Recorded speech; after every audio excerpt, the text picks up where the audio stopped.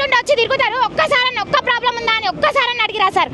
Problems చెప్తాం, clear చేస్తారని మీరు మాకేంది చెప్పండి సార్.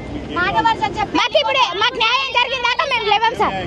మాకు ఫుడ్ బాగుండదు అసలు. టీచర్స్ ఫాలో వద్దు, మాకు టీచర్స్ ఫాలో వద్దు. ఎస్ఓ మేడం కానీ వద్దు, ఎవ్వరొద్దు, ఎవరొద్దు, అందరొద్దు,